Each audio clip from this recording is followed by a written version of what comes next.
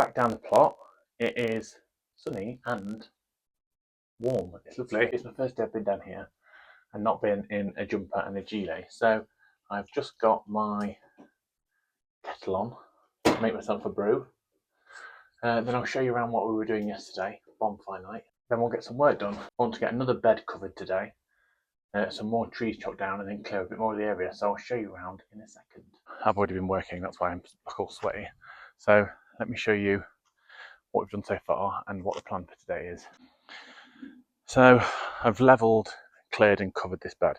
So unfortunately, this isn't staying down, but due to the sheer volume of perennial weeds, I am going to have to cover all the beds in this to at least March, where it will come off and cardboard and compost will go down, but I just need to kill off some of those roots first. So this has been levelled and covered.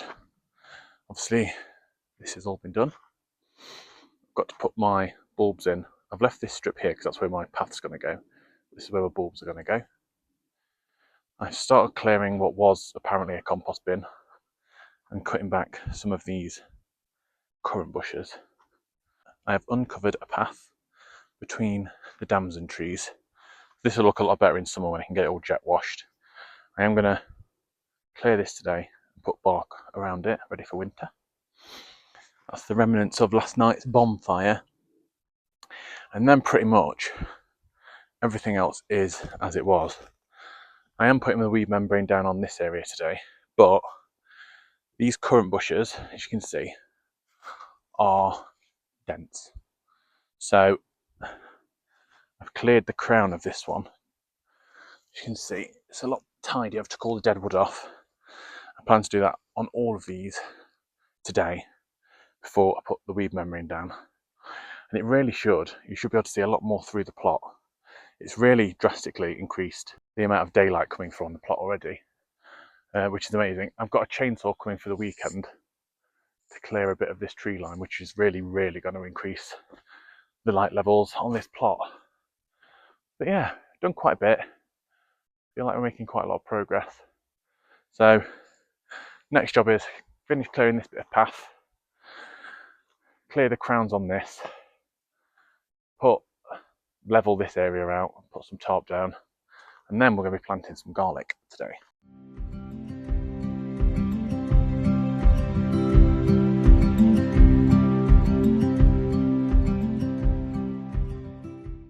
I've just found a gooseberry bush. Do I keep a gooseberry bush? I don't know if I'll use it. I'm going to trim it back. I'll give it a season and then we'll go from there.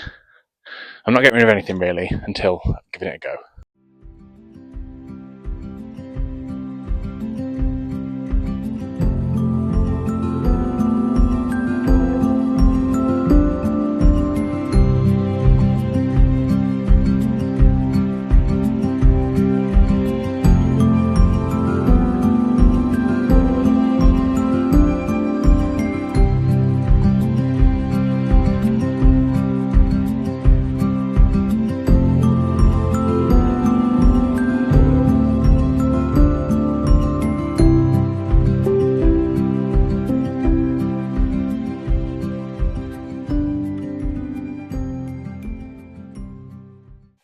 So don't quote me on this.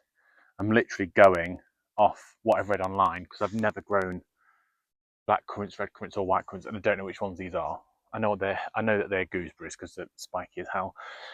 But from what I've read about currants is they like quite a nice open crown, I believe it was called. So take off all the dead wood, all the like really dark wood, and leave. Like some of it, it's dry and knackered. So that's the bits I'm going to take off, and I'm going to leave. You see this, if you can see that, this sort of healthier, newer growth compared to like this really dark wood that's really quite dry and brittle. So that's the stuff I'm going to start taking off and just open her up a little bit.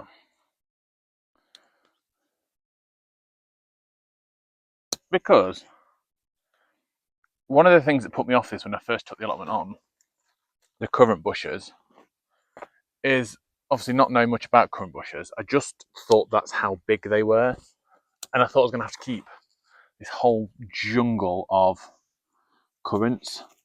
But now I know that they're just a bit out of, like, most of this is just dry dead wood. So now I know that, and that it's not going to actually be this big. I'm quite happy to keep them.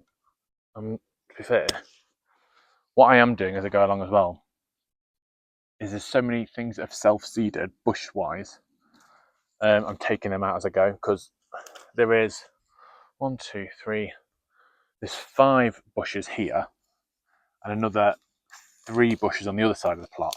That, and someone said 1 currant bush is enough for anyone, so I definitely don't need. I'm happy to keep the ones that are here, but I don't need ones self-seeding.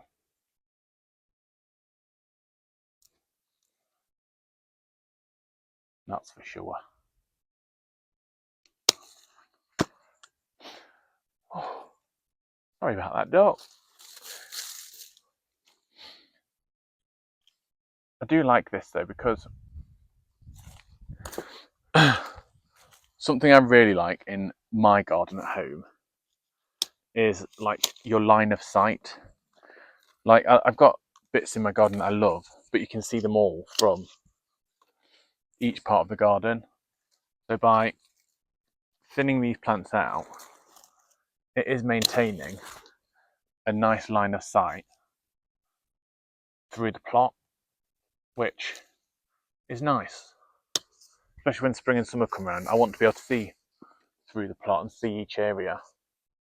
So I'm going to carry on with these and I'll come back once I've done them. So there we have it. I don't know how clearly it's coming up on camera, but these have all been trimmed right back now. So I've got a nice gap.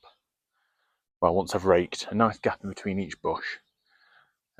Gives them room to grow, room to spread out, room to fruit better. And they're not going to get too congested. So now I'm going to clear out in between all of these, then get my ground sheet, well, get this ground level, then get the ground sheet down. So I'll put you down for now while I clear up, then I'll bring you back for the ground sheet. Right, so the plan now is to level this ground. It's on a slope, so I don't mean level it as in flat. I mean give it rid of all the lumps and bumps. So we're going to put this down, level it out with a bit of wood, then we're going to top on top. So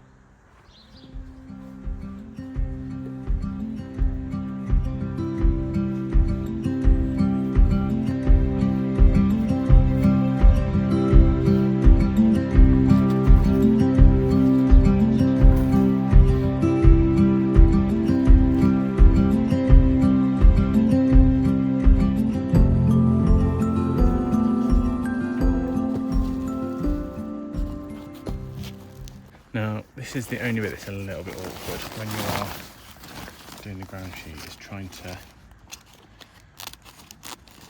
get around these roots. So I just cut a slit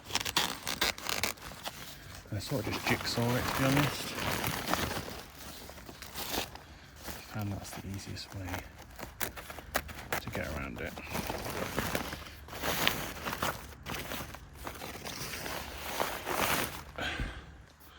Like so. And then you can pin those that side and you go around the roots this way. So you do get a hang of it, it's not too bad. Sometimes it's just making a few different cuts so you can weave it in and out of things like that. Brilliant. And then once it's all in and we've pinned it, it'll be secure all the way through winter then. Again, line it up properly, snip down to the base of it, and then literally just wrap around, or slightly under. There we go. And obviously we will go around the other side to pin everything down, but that means you get right around the plant and you are blocking out as much weeds as possible.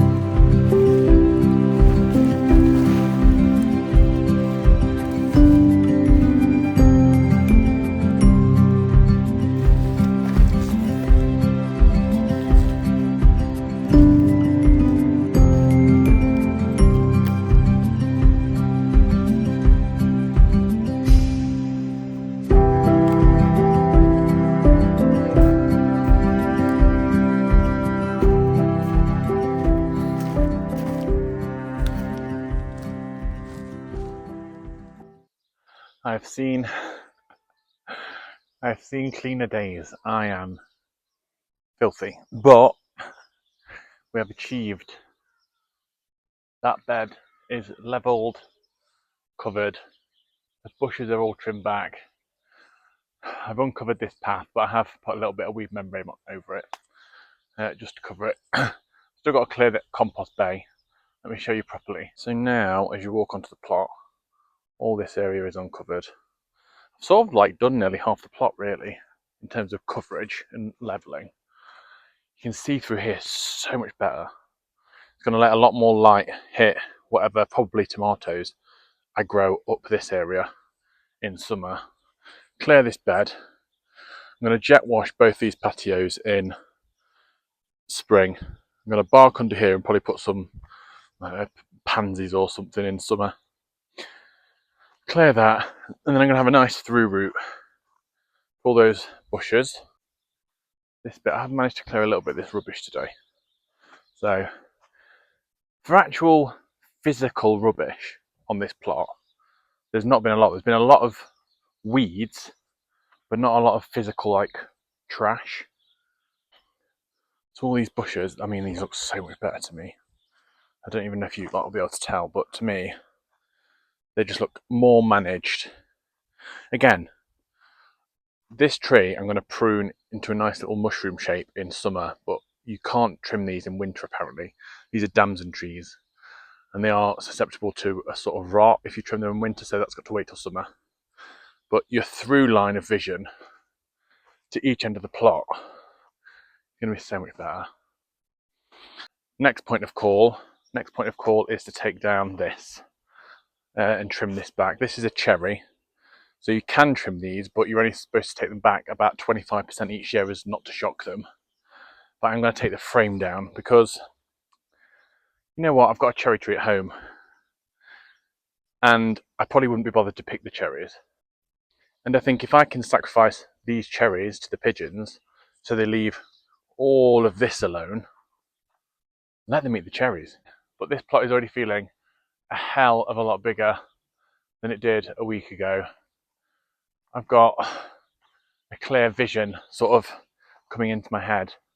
I have got to draw out what I want this plot to look like, but it's just starting to look clear, and yeah, I'm starting to envisage what I want this to look like come spring. Thanks for watching. Don't forget to like, comment and subscribe below. Thanks guys.